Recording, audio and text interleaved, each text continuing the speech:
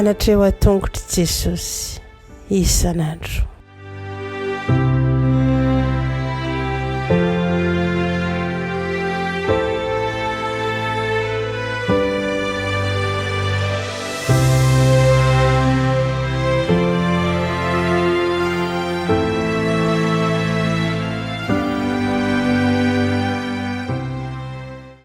Faly miarabantsika tsirairay avindray tonga eto amin'ny fandraisana ny lesona ho an'ny lehibe isika amin'ity an'io ity dia mpiandohana dia mirary ny soanao hatrany araka sy hitondra soanao any ny ten'Andriamanitra fa hanao mandroso ny fanomponan'Andriamanitra.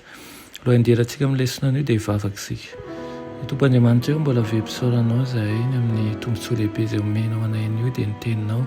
Misaotra anao ihany koa izay mitarika anay amin'ny lalana tsara, mankahery anay ary koa mamaly vavaka anay, mangataka aminao izay mba hampitomboanao hatrany finoana ianao ka tsy salasala izay fa hitombo fanantenahana mandrakariva. Anaran'i Jesosy, amen. Lohateny lesonantsika androany dia manao hoe ny hika lehibe. Manana fahefana lehibe ilay anjely manambara ny fianjeran'ny Babilôna. Sahala amin'ireo anjely amin'ny Apokalipsy 7:12 io anjely io dia maneho ny irak'olombelona. Io anjely io dia manambara amin'ny fomba feno ny voninahitr'Andriamanitra ka manazava ny tamin'ny manontolo.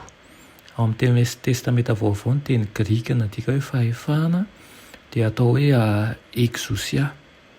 Matetika ny ilazana ny fandresen'ny Kristy ny fanapahana sy ny fahefan'ny elo. Mampiasa an'io teny io Jesosy amin'ny filazantsara amin'ny Matio mifandray amin'ny nanirahan'ny mpianany. Ao amin'ny Matio 7:1 Jesosy dia nanome ny mpianany fahefana amin'ny fanapahana sy ny herin'ny elo. Naniraka azy ireo tamin'ny herin'Andriamanitra izy mba ho mpandresy amin'ny ady eo amin'ny tsara sy ny ratsy. Ao amin'ny Matio 7:20 ihany koa dia naniraka azy ireo indray izy tamin'ny hery rehetra ny an-danitra sy etỳ an-tany mba handeha hanao mpianatra ny firenena rehetra. Feno ny herin'ny fanahy masina, nandroso tamin'ny fahefan'i Kristy velona izay nandresy ny fanapahana sy ny fahefan'ny elo teo amin'ny fiainany sy ny fahafatesany. Dia nanazava ny tany misy ny voninahitr'Andriamanitra ny fiangonana ao amin'ny testamenta vaovao. Tao anatin'ny taona vitsivitsy monja dia nitory ny filazantsara tamin'izao tontolo izao fatratra tamin'izany ny mpianatra.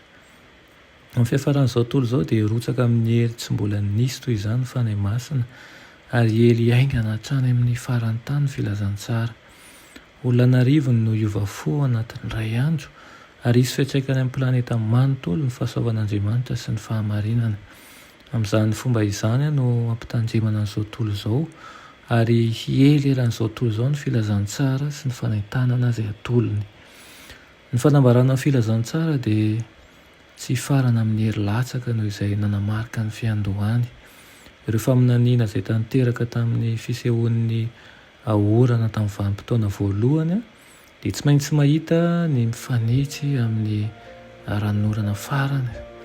Ny mpanompon'Andriamanitra izay hazavain'ny fanokanana masina ny tavany dia handeha amin'ny toerana rehetra manambara ny hafatra avy any an-danitra amin'ny fahafenoana sy ny herim-po sy ny fahazotoana tanteraka.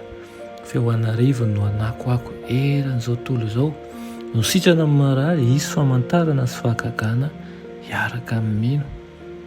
Dia mba ho anisan'izany tokoa ne ianao handeha hampatokiana ary omeny tompo ny fanahy masina izay ho arotsany amin'ny fanahy rehetra izay miaina amin'izao farany izao. Dia ny fanahy masina ny angatantsika mpandoro lalana antsika sy hankahery antsika mandrakariva ka tsy atahotra isika ny amin'ny zavatra rehetra hisy fa ho vidim-pinoana tokoa hamita ny hafatra.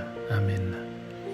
Anay tsara andresan'ny lanitra mbola misaotra anao zahay ny amin'izany tenao izany. Dia hitalahoanay feno eto aminao ny mba hiasanao manokana eo amin'ny fiainanay ary aoka ianao Tompo oloha rano hamelona ny fiainanay, ny fanahinay ka hitombo faniriana, hitombo ampopo amin'ny fanaovana ny hafatra ao izahay.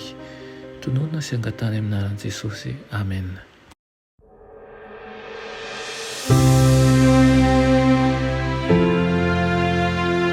Mianatra eo atongotry Jesosy isan'andro.